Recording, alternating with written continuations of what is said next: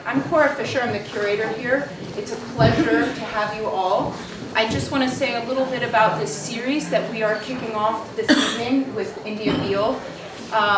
12 by 12 is a juried North Carolina solo series. The whole idea of this program is to really allow us to talk directly with artists. Artists who are living and working in our very midst. They are right here, they're all across the state, and they are doing some of the best work that we've seen.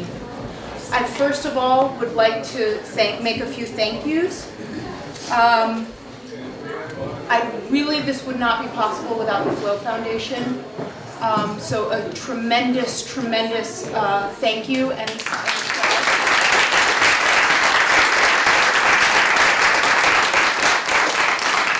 thank you for keeping the City of Arts and Innovation supporting its own and really vibrant. And thank you for supporting SECCA. 12 by 12 is, not only in keeping with our mission, but really reflects earlier programs that SECCA has done historically, like the Southeast 7, really recognizing the most important artists of this region and connecting those artists with the world. So we're very grateful for your support. I'd also like to thank the jurors. I invited 4 jurors to select these 12 artists with me. And unfortunately they're not here tonight, but they are really some of the best cultural producers in North Carolina. We have Linda Dougherty, the Chief Curator and Curator of Contemporary Art at the North Carolina Museum of Art, who's our affiliate museum. Leah Newman, the Director and Curator of the Van Avery Smith Galleries at Davidson College.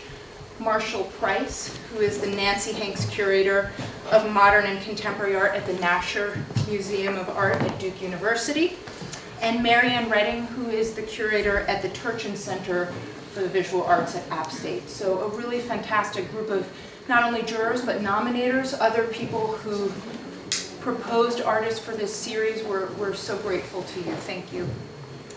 Finally, I want to thank Sherry Peterson and all of our SECCA staff for putting this series together in the space, for making it happen physically in the space. I'm very lucky and proud to work with the wonderful people that I work with who every day surprise me and make things possible. So thank you, all of you. Thank you to Gordon Peterson as well, who's our executive director standing right there. Thank you. Welcome. Okay, and now for the anticipated moment. I've done my thing. It's my pleasure to introduce Endia Beal, a powerful artistic voice. I'm going to now speak about you in the third person right in front of you. So we're off to a little bit of a shaky start here. I apologize. Endia has returned to her native Winston-Salem to serve as director of the Diggs Gallery and as associate professor of art at Winston-Salem State University. So fantastic. And at the same time, she continues to catapult her work forward in her artistic practice, so not an easy feat and very admirable. This is also really special for us because Endia was part of SECCA staff 8 years ago before I was here, and so this for us really feels like a homecoming. We're so pleased and proud that we get to now share your work with the public, so thank you. Thank you. And now I'm just going to say a few words from Endia's bio, and then she is going to begin. So Endia is a Winston-Salem artist, educator, and activist who's internationally known for her photographic narratives and video testimonies that examine the personal, contemporary stories of marginalized communities and individuals. As a graduate of the University of North Carolina at Chapel Hill, in 2008, Beal earned a dual bachelor's degree in art history and studio art, and then in 2013, she graduated from the Yale School of Art with a Master of Fine Arts in Photography. While attending Yale, she began to explore the relationship of minority women within the corporate space, which is what you see represented in the series in the preview gallery, which is titled, Am I What You're Looking For? So now without further ado, Endia's going to present, and then we're going to have conversation with her. Thank you so much.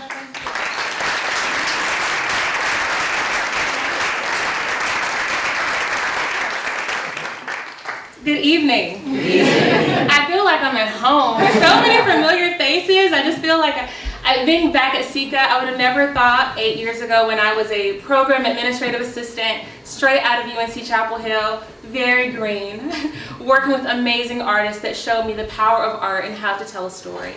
And so I'm just really blessed to be here, and I just want to thank you. So tonight we're going to do kind of a very mini retrospective, and that retrospective is going to cover the work, really talking about how it started. I worked in corporate, and so talking about that experience in itself. I'm going to begin with a video, and I don't know if we can dim the lights just a little bit. You can actually turn the lights off. Super loud. We can make it sound like we're in the theater. That's perfect, perfect. And after the video, we'll go into a conversation about the work.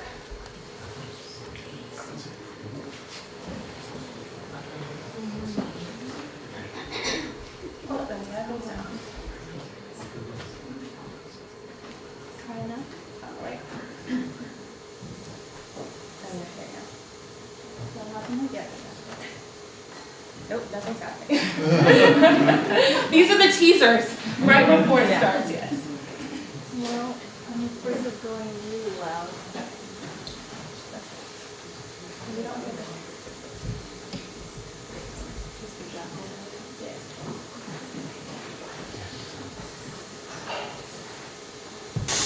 There we go. All right, we're in there.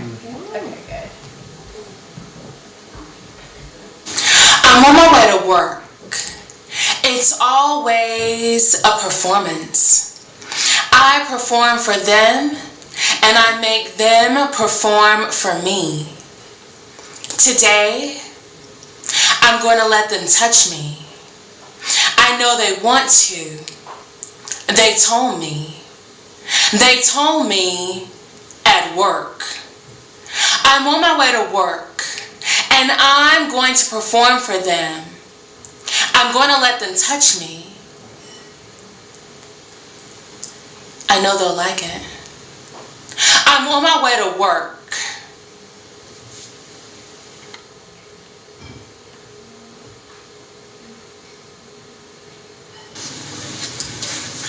So it was actually fairly uncomfortable. It's not an activity that I would have any experience with. It's not something that I enjoy doing. I think I suppose that sort of violent physical contact is not the sort of thing that felt extremely voyeuristic and somewhat awkward to be doing this in the cafeteria.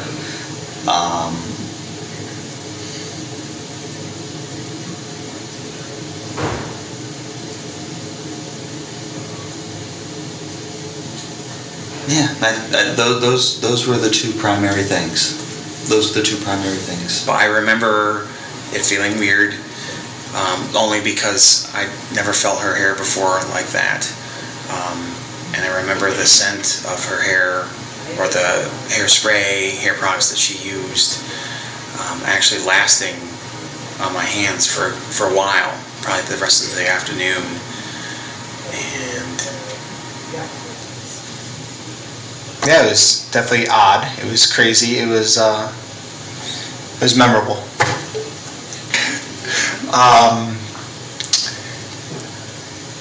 Gosh, I don't know what to say.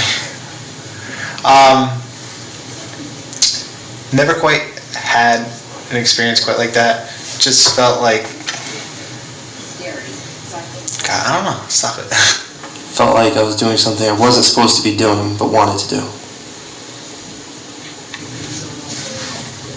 So it was definitely an interesting experience. I had never been involved in anything like this, and had a good time and a lot of fun. It was definitely the first time. It was soft, a little strange, weird at first. I guess like the first time for anything. I don't know. I never did that before, so. But made my hands feel like shiny afterwards. So like I said, a little awkward in the beginning, but pretty much it. All right, we can turn the lights up a little bit.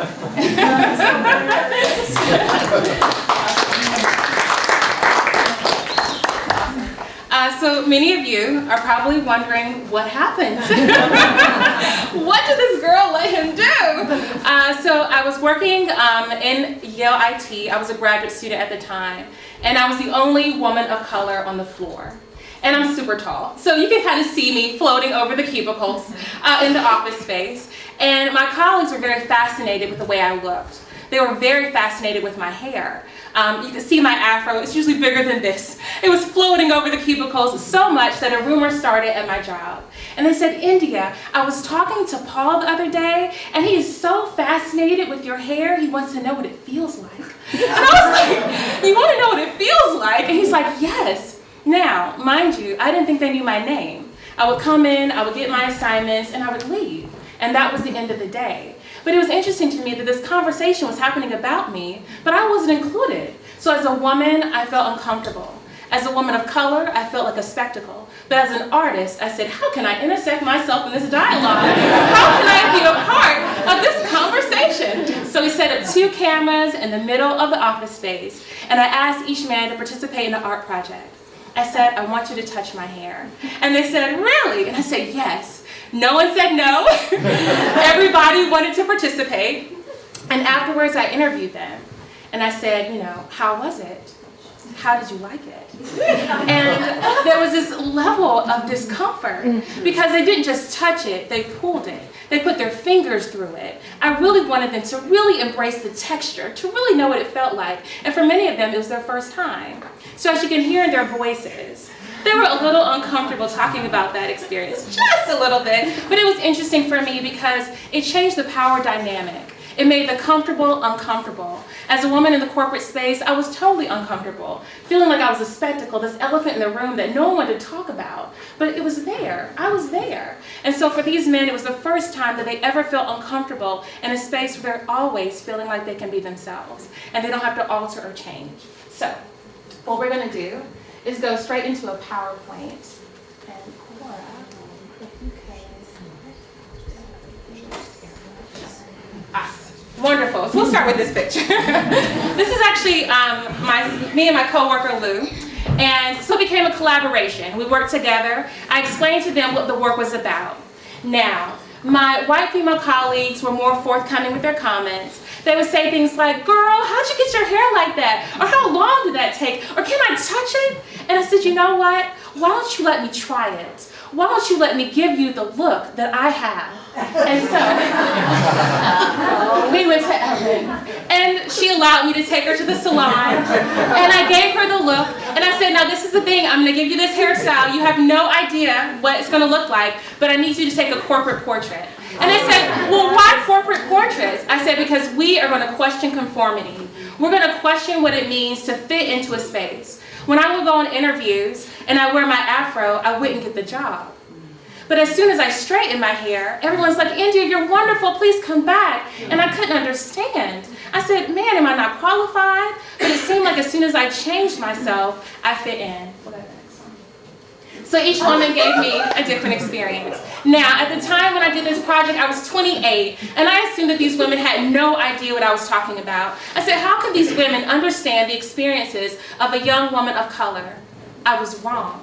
Not only did these women understand, but they had their own testimonies, their own stories. For instance, this is Desiree. Desiree is actually of mixed race. Her father is black, her mother is white. But if you look at her, you would think she was white. And when she started working in the corporate space, they said, your name, Desiree, is really interesting. Would you mind changing it to Anne? It'd be more fitting that way. And I couldn't believe it. I said, did you change your name? And she said, well, I wanted the job. And so for years, she went by Anne because that was more fitting for the space than Desiree. And then Charlotte. So Charlotte is the executive in New York, and she had her own company. And her client said, listen, Charlotte, you're great, But if you send somebody in younger to represent your business, you get more clients that way. And she couldn't believe it. This was a company she built from the ground up. Now, many people asked me, said, Endia, did they like the hairstyles? Well, you can imagine as a woman getting a look that you've never had and then having to take a portrait afterwards. I would say no, possibly even hell no. Some of them hated the look. But Charlotte, her husband is blind, and so she wanted to leave her cornrows in. She said, Endia, he's not going to know who he's with tonight. I was like,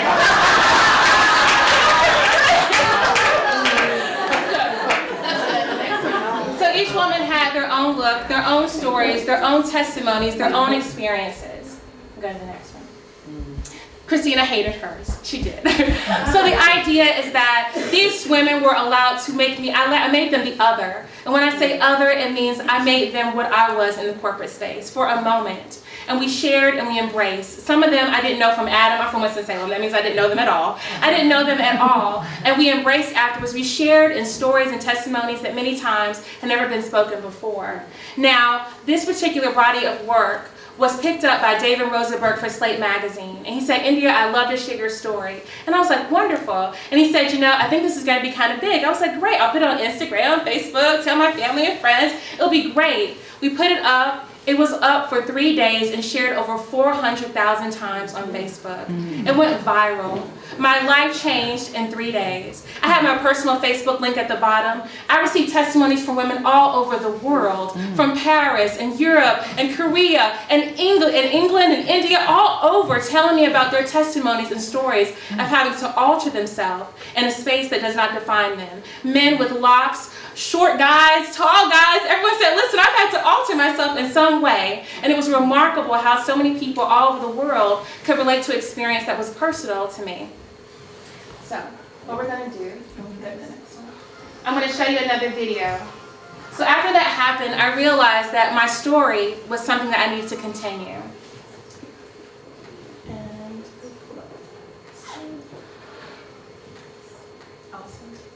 awesome. So this one's called 9 to 5. Does anybody know the movie 9 to 5? It's one of my favorite movies of all time. And if you haven't seen it, it has Dolly Parton and these wonderful women who are basically trying to, I guess, not kill their boss. I don't know. So 9 to 5.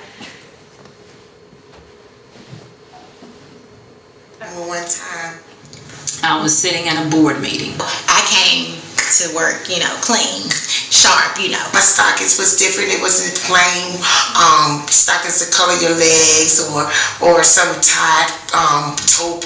I was wearing maybe it might be olive green, black, and beige stockings together. You know, the colors like that, but it really matched my outfit. And I walked in, and you should have seen their faces. It's like, oh my God, you didn't tell me she was black. I was usually the only black, as well as the only female in the room. I thought that was strange in this day and time. You only have one African American in your office. You think I'm a token black? Oh my. So as we were sitting there and we were talking, one of the men said, African Americans just don't value education. What? You are kidding. It blew my mind. And sometimes you're the only black woman at the table, and so when you feel like they're fighting against you, you become mad. And I wanted to just slam my fist down and said, are you kidding? I was just that frustrated. But of course I said, oh no. Because I know if I became angry, that's one thing that you always have to really be mindful of, because we are stereotyped, African American women, as always being angry. It's an emotion that was struck in me, and anger came up, but I had to suppress that. And I said to him, I don't know if you've heard this before, but most career-oriented black people, both men and women, have to perform twice and sometimes even 3 times better than their white counterparts. And throughout my career, I did not allow what people thought about me, whether it was racial, sexual, classism, whatever it was. I did not allow that to determine how I would be, how I would perform, how I felt about me. I wasn't cocky, but I was self-confident. I stood for something that I knew. And I wanted him to know that I didn't agree with it. You handled that so well. But I began to see that my opinions weren't so relevant anymore. My ideas weren't so relevant anymore. That I was just supposed to follow along with whatever they wanted to do. And you know, you can mention an idea, but if it's not coming from certain people, you know, it's just totally irrelevant, you know? Now you go figure.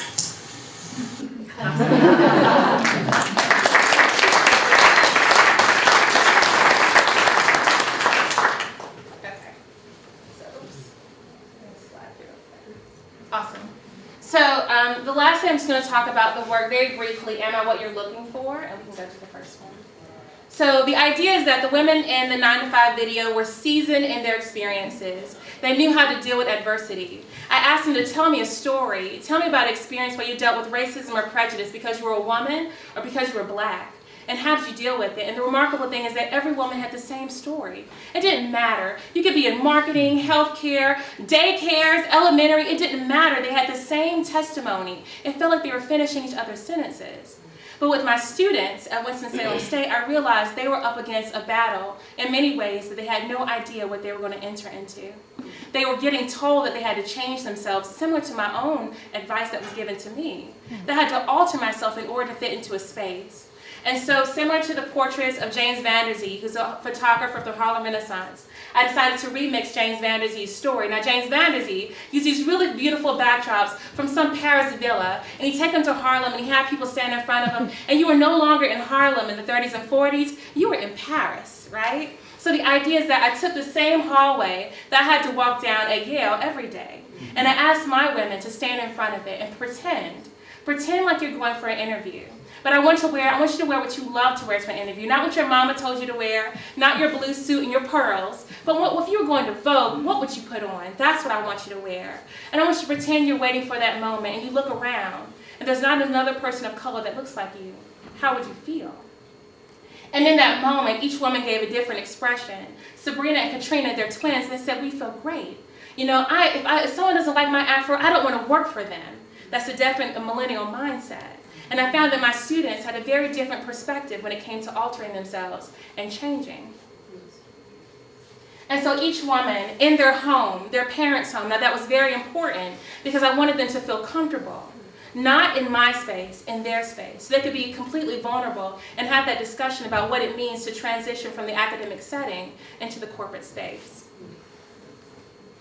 And so each home was rearranged. I want to thank all the mamas in the audience that allowed me to change their furniture. I truly appreciate it. So we brought the backdrop in, and every woman gives a different attitude, a different perspective. Next one. Jaya, for instance, she has 2 children. And she said when she goes into interviews, they say, do you have any kids? And she's like, well, what does that have to do with my job? But they're asking her this question. And so then she says, yes, I'm a single mother. And she's immediately typecasted and doesn't get the position.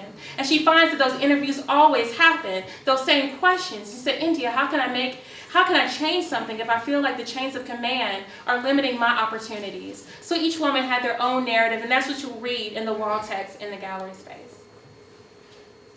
Now we added certain things. I wanted you to know where these women were from. So any kind of trinket or portrait that they loved, it was a collaboration. And I asked them to include that within the photograph because I wanted to be a reflection of who they were as individuals. And here's our Miss CIAA, Dantia. She's also our homecoming queen at Winston-Salem State. And we talked about the corporate space. She said, you know, Endia, in all honesty, I'm a little afraid.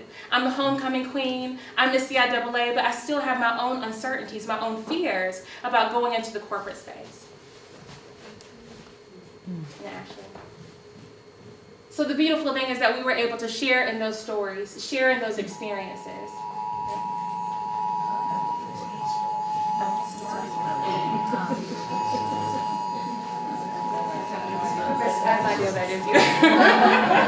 And the sound.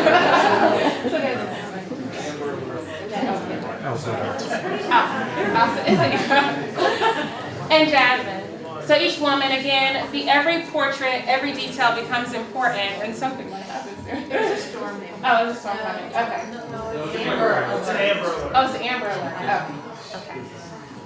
And Jasmine as well. And this is the first woman I photographed, Kiera, who's now in law school in Florida. And the interesting thing is that this particular body of work was picked up by the New York Times, and it was opened in September, and a lot of wonderful feedback from all over, again, women giving their testimony. So in many ways, the work feels like it's still going online. But thank you so much. I really appreciate it. Yeah.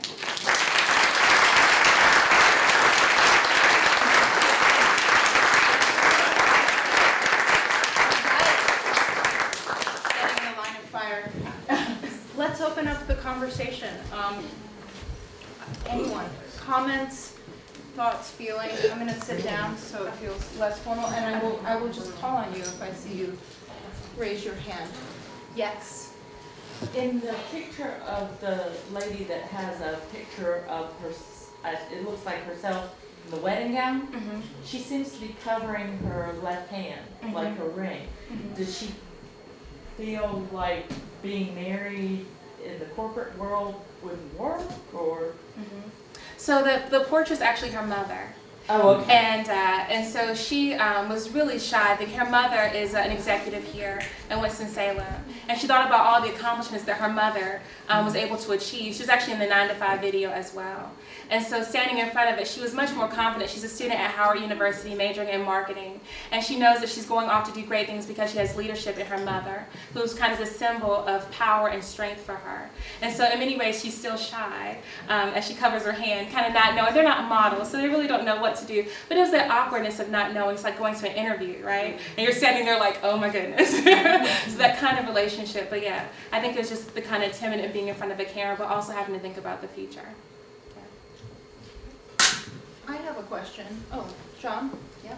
I was going to ask if you could say anything to the Endia that walked in here, SECCA, 8 years ago. Now, what would you say to her? Keep dreaming, you know? You got to be excited about the possibilities of whatever. You know, the great thing about working at SECCA is that I met so many beautiful artists like Keonga Ford or Mark Jenkins or Harold Fletcher. And these individuals were so open to me and honest about their strengths and their weaknesses. And it gave me another perspective of what it means to be an artist. And so having this 12 by 12 is about North Carolina artists who are here working, and you get an opportunity to kind of ask those questions similar to what I was doing. I used to be the gopher, so I could pick them up from the airport and have to bring them back. And that was like, because we were going to Raleigh, so that was like an hour drive that I could pick their brains in the car, you know? So it's really wonderful to have that kind of experience and be able to kind of talk to them about those things. Yeah. I have a question. So you stated that millennials have the demeanor that your ability to walk into the workforce, to dress how you want, wear your hair the way that you want. How is that different from African American women that are Generation X or baby boomers? I would say that for me personally, I was told that I need to straighten my hair. I was told that I need to wear less makeup. I was told that I need to wear a blue or black suit, no fancy jewelry, flats, and to be very, I would say, polite and proper, right? This is what I was told in order to get a job. My students are going to interviews with afros. My students are going to interviews with bright red suits on. My students are saying, listen, if they don't want to hire me, I don't want to work for them, which is a very different perspective, I think, than my mother's generation or moving forward. And I would say we always have outliers. There are women who always push the boundaries. But I think for millennials, specifically my students in Winston-Salem State, I would say that they're more fearless than I was. I was scared to go to an interview with an afro because I realized that I never gained any opportunities. But as soon as I got the job, I came in the next day with a fro. So, you know, but I found that I had to alter myself in order to gain opportunities. I don't tell my students what to do and what not to do. I just tell them my own testimony and what I've experienced myself. And having my mother and all these women in the 9 to 5 video gave me the strength to kind of make it through the day to day. I hope that answers your question. Yeah. India, this is a spectacular use of art to deal with the difficult subject of racism. You have done one magnificent job. Thank you.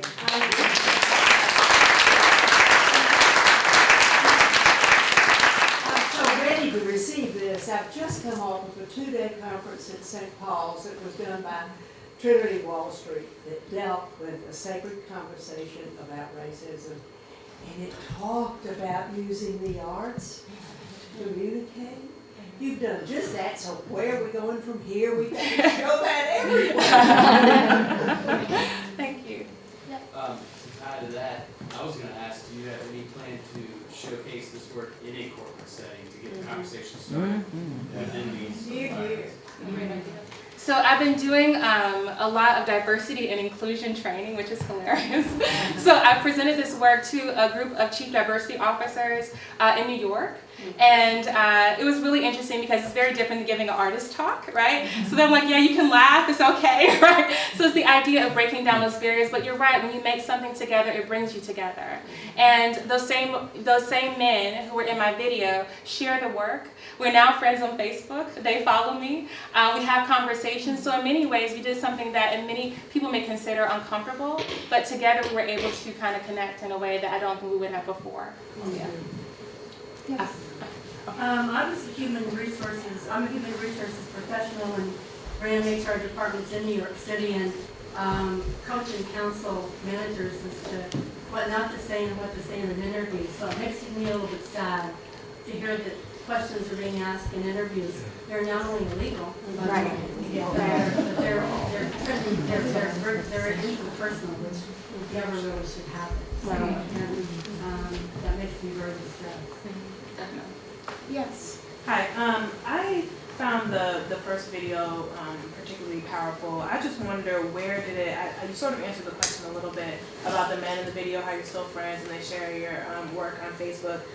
But I just wonder where did it go from there, because as you sort of explained, Black women and women of color are consistently asked to change to fit a mold inside corporate America or even other spaces that they would like to fill.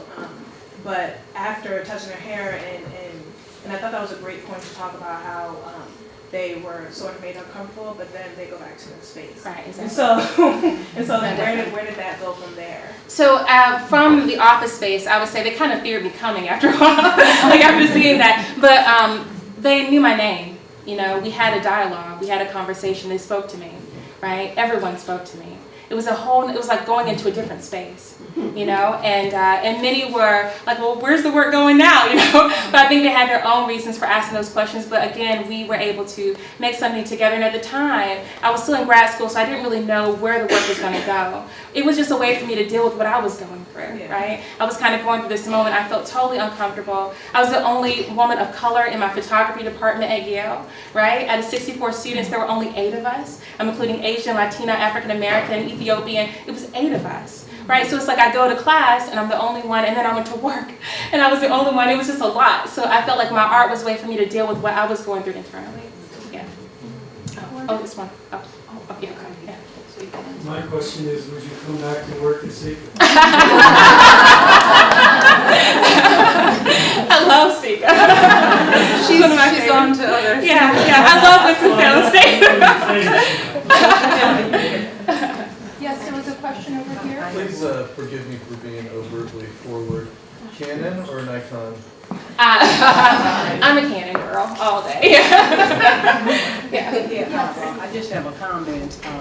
I just wanted to mention I'm from the corporate world, and as you can see, I'm a baby boomer, and I experienced the very same thing back in 1976. When I was hired at Reynolds, RJ Reynolds, and I had an afro at that time, but I was hired. But I can still see what the young people are having to go through versus 40-some years ago. Right. Thank you for sharing that. I was also struck by the kind of seamlessness of the stories that you edited together in that montage. It's really, you know, I think we all have a tendency to say, oh, let's get beyond stereotype. I mean, come on, da-da-da. And the consistency of that experience that you make legible in that work, I feel like is one of the things that makes it so powerful. Can you talk a little bit about kind of how this work allows you to create a community of people and what, you know, your relationship is to these, let's say, the artwork subjects. But, you know, have there ever been moments of resistance? Have there ever been moments of disagreement? No, definitely. When the first series, the Office Ladies with the hairstyles, when that went viral, a lot of Black scholars weighed in. And I'll never forget, I had this one major magazine, I was so excited, and the editor said, listen, can I ask you a question off the record? And I was like, definitely. She said, I'm a Black woman, I'm a professional, and I feel like what you're doing is a modern day minstrel show. I think you're making a mockery of me. I think you're making a mockery of Black professional women. I think you're making a mockery of what we do and how we look. And I want to tell you that, and I want to know what you feel about it. And I said, listen, when these women allowed me to change their hairstyles, they allowed me to make them the other for a moment, 3 hours at the most. And they allowed me to put them online so the whole world can see. When you walk into the corporate space, are you judged? And she was like, all the time. And I said, I want you to ask yourself, who is doing the judging now? The idea is that racism transcends, right? It's not about being Black or white. We all do it. We all thin slice. We all stereotype. We have to be aware of what we're doing. And what the work does, it doesn't answer the question, right? It doesn't answer what it means to change things, but it poses the question, what if? What if this is how Ellen looked and she walked in with her finger waves and scratches in the back? How would you feel about her? What judgment would you pass against her if you were going to hire her? Why wouldn't you hire her? If her resume had everything, but she doesn't look like the way you want her to look. So that's what the work is doing. Even the women who have on their stiletto heels for interviews, and I'm sure many people look and say, girl, you shouldn't be wearing that. The idea is that what are we doing? We're passing judgment, right? We're passing judgment on these women. We're passing judgment on the ladies that let me change their hairstyle, something very simple. But we all do it. So it talks about the human experience of an individual. Yeah. Yes. I was familiar with the corporate ladies, the hairstyle, whenever it went viral, and I think something that I'm now kind of seeing in the rest of the work is also a sense of humor, and maybe that kind of ties into what you were just saying of some of the reactions that you get that maybe feel not respectful in a way, but actually see it or experience it as kind of an opening to the work. And I'm wondering if you could just speak to that, how you kind of how you approach it, or if you're thinking about it, and how it I don't know, helps you make decisions maybe in the work. No, definitely. If you don't laugh, you'll go crazy. I think sometimes at your job it's like an emotional roller coaster, right? So I found that humor allowed me to not scream, right? I needed to laugh just a little bit. And so it helps you enter the work, right? If I was yelling, you wouldn't hear anything I had to say. But if I make you laugh just a little bit, right? It allows you to enter it in a way that maybe you didn't realize, and maybe in the end you'll learn something that you never thought you would learn in the end about yourself.